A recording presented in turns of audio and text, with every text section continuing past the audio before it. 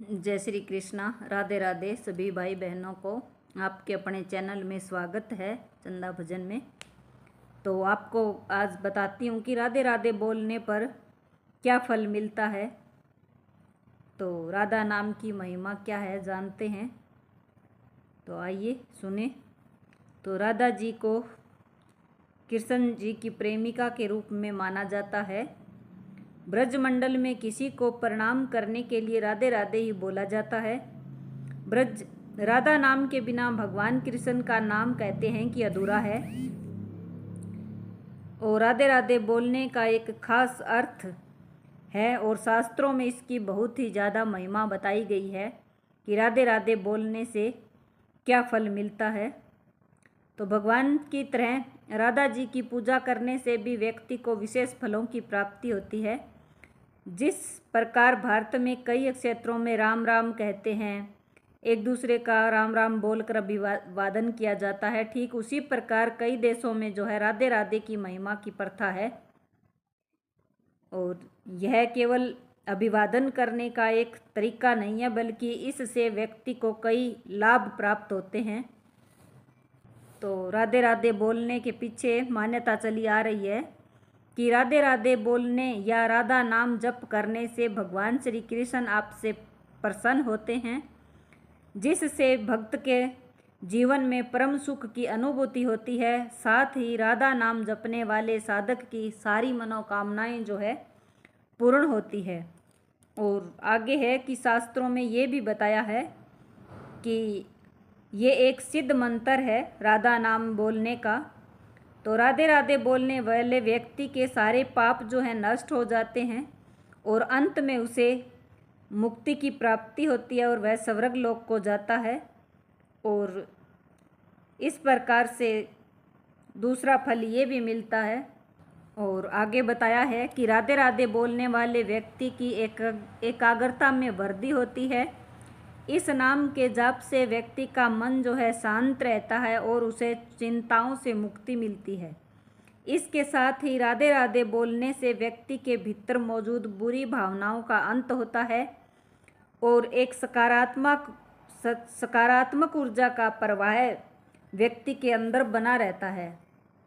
और इसके बाद है कि राधा नाम जपने से सुख समृद्धि की प्राप्ति भी होती है।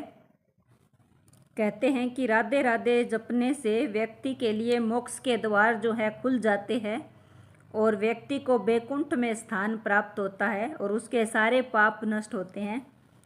तो ये थी महिमा राधे राधे बोलने की। तो सभी भाई बहनों को राधे राधे, जय श्री कृष्णा। तो अब आपको कथा सुनाती हूँ एक, जिसमें भगवान बताते हैं कि राधा नाम की महिमा क्या है। तो कथा के द्वारा भी आप सुनिए। तो ये छोटी सी कथा है, आइए सुनते हैं। एक बार एक व्यक्ति था, वह एक संत के पास गया और कहने लगा कि संत जी, मेरा एक बेटा है, वह न तो पूजा पाठ करता है और न ही भगवान का नाम लेता है। आप कुछ ऐसा कीजिए कि उसका मन भगवान में लग जाए। तब संत जी कहते हैं कि ठीक है बेटा, एक दिन तू उसे मेरे पास लेकर आ। अगले दिन वो व्यक्ति अपने बेटे को लेकर संत जी के पास गया। अब संत जी उसके बेटे से कहते हैं, बेटा बोल राधे राधे। बेटा कहता है, मैं क्यों कहूँ। संत जी कहते हैं, बेटा बोल राधे राधे। तो वो इसी तरह से मना करता रहता है और अंत तक उसने यही कहा कि मैं क्यों कहूँ राधे राधे। संत जी ने कहा, जब तुम मर जाओगे और यमराज के पास जाओगे, तब यमराज तुमसे पूछेंगे कि कभी भगवान का नाम लिया है, कोई अच्छा काम किया है, तब तुम कह देना कि मैंने जीवन में एक बार श्री राधा रानी के नाम को बोला है, बस एक ही बार। इतना बताकर वह चले गए। समय व्यतीत हो गया। एक दिन जो है वो मर गया। यमराज के पास पहुंचा। यमराज ने पूछा, कोई अच्छा कार्य किया है। उसने कहा, हाँ महाराज, मैंने जीवन में सिर्फ एक बार राधा रानी का नाम बोला है, आप उसकी महिमा बताइए। यमराज सोचने लगा कि एक बार नाम की महिमा क्या होती है, तो मुझे भी पता नहीं। यम बोले, चलो इंद्र के पास, वही बताएंगे। तो वो व्यक्ति बोला, मैं ऐसे नहीं जाऊंगा, पहले पालकी लेकर आओ, उसमें बैठ कर जाऊंगा। यमराज ने सोचा ये बड़ी मुसीबत है, फिर भी पालकी मंगवाई और उसे बिठाया और 4 कहार लग गए उठाने के लिए। वो बोला, यमराज जी, सबसे आगे वाले कहार को हटाकर उसकी जगह आप लग जाइए। तो यमराज जी ने ऐसा ही किया। फिर सब मिलकर इंद्र के पास पहुँचे और फिर बोले कि राधा रानी के एक बार नाम लेने की महिमा क्या है, हमें बताइए। तो इस पर इंद्र भगवान कहते हैं कि महिमा तो मुझे भी पता नहीं है, चलो इंद्र के पास, ब्रह्मा जी के पास चलते हैं, उन्हें पता होगा, वही बताएंगे। तो वो व्यक्ति बोला, इंद्र जी ऐसा कीजिए, दूसरे कार को हटा दीजिए और आप यमराज जी के साथ मेरी पालकी उठाइए। अब एक और यमराज पालकी उठा रहे हैं और दूसरी तरफ इंद्र भगवान लगे हुए हैं और ब्रह्मा जी के पास पहुंचते हैं। तो ब्रह्मा जी ने सोचा कि ऐसा कौन सा प्राणी है जो ब्रह्मलोक में आ रहा है और इंद्र, स्वयं भगवान इंद्र और यमराज उसकी पालकी उठाकर ला रहे हैं।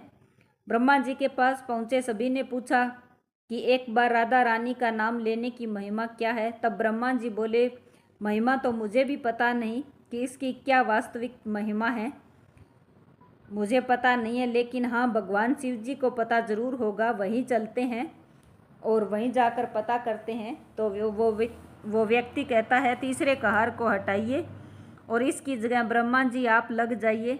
अब क्या करते, महिमा तो जाननी थी। सब पालकी के एक और यमराज, दूसरी तरफ इंद्र और पीछे ब्रह्मा जी, सब मिलकर भगवान शिव के पास गए और भगवान शिव से पूछा कि प्रभु जी, राधा रानी का एक बार नाम लेने की महिमा क्या है, कृपा करके हमें बताइए।